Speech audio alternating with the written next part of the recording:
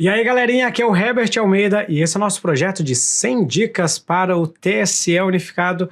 Hoje vamos com mais uma dica de direito administrativo. Vamos falar sobre a Ordem dos Advogados do Brasil e as demais entidades de fiscalização profissional. Professor, como assim entidade de fiscalização? O que é isso? Você sabe que as profissões regulamentadas, elas têm o seu conselho de fiscalização. Por exemplo, para a educação física, existe o Conselho Federal e os Conselhos Regionais de Educação Física. Para a medicina, tem os Conselhos Regionais e o Conselho Federal de Medicina. Para a contabilidade, a mesma coisa. E também existe o caso da Ordem dos Advogados do Brasil, que fiscaliza a profissão dos advogados.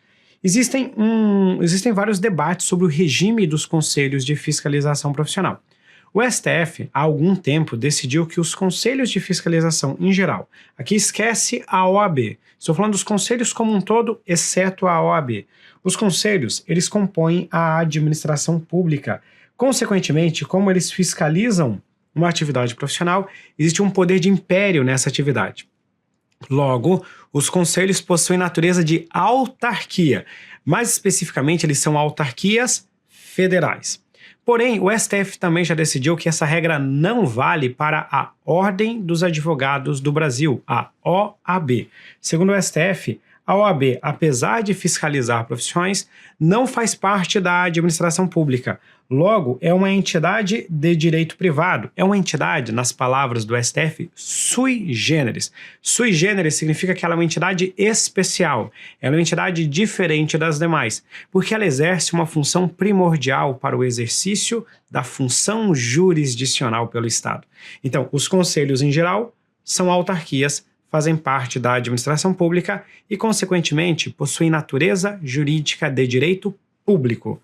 A OAB não faz parte da administração pública e é considerada uma entidade privada, uma entidade particular, logo é uma entidade de direito privado.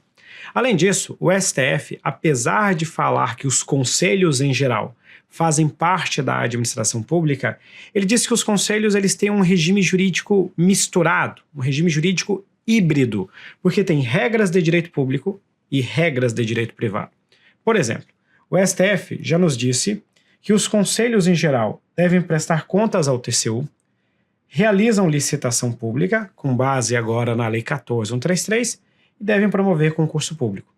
Por outro lado, os conselhos seguem algumas regras de direito privado, uma vez que, primeiro, não se submetem ao regime de precatórios. Precatório é para cobrar as dívidas do Estado. Como o conselho é uma autarquia, em regra, ele estaria sujeito ao regime de precatórios, mas o STF falou que não. Então, para os conselhos, existe uma situação especial. A cobrança dos débitos dos conselhos não segue o regime de precatórios.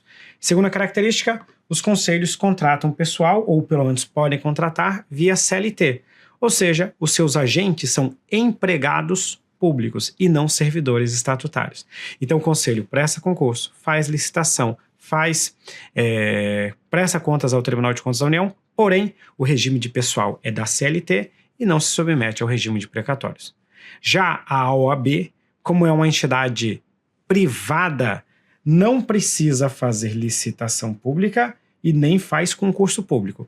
Só que, mesmo assim, o TCU, o Tribunal de Contas da União, havia afirmado que, mesmo não integrando a administração, a OAB deveria prestar contas ao TCU. A argumentação do Tribunal de Contas da União é que, segundo a Constituição, presta contas entidade pública ou privada que gerencie recursos públicos. Então, mesmo a OAB não integrando a administração, o TCU entendia que os recursos arrecadados pela OAB eram públicos, logo ela deveria lhe prestar contas. O STF aceitou essa tese do TCU? Não aceitou. O STF fixou recentemente no tema 1024, julgado em abril de 2023, que o Conselho Federal e os conselhos seccionais da OAB não estão obrigados a prestar contas ao TCU nem a qualquer outra entidade externa. Então a OAB não presta contas ao Tribunal de Contas da União.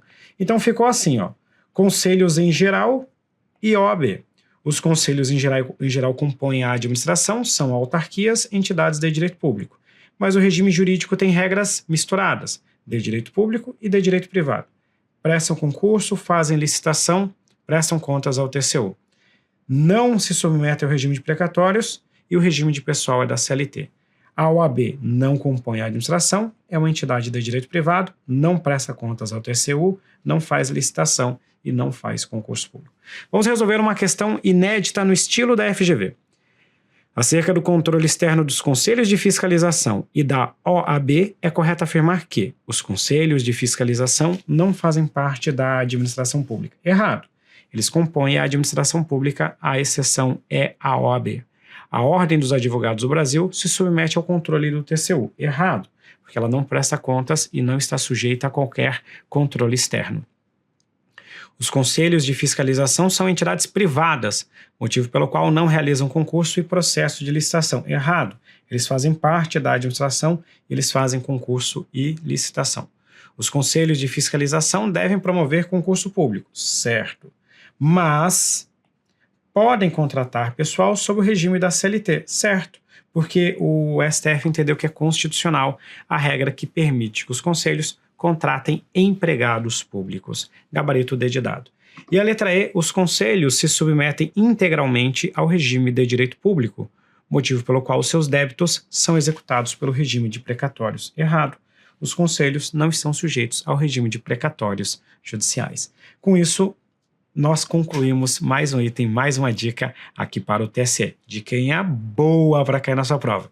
Não esquece de deixar o like, já se inscrever aqui no canal do YouTube do Estratégia e também deixar um comentário aqui pra gente. Fique com Deus e até a próxima.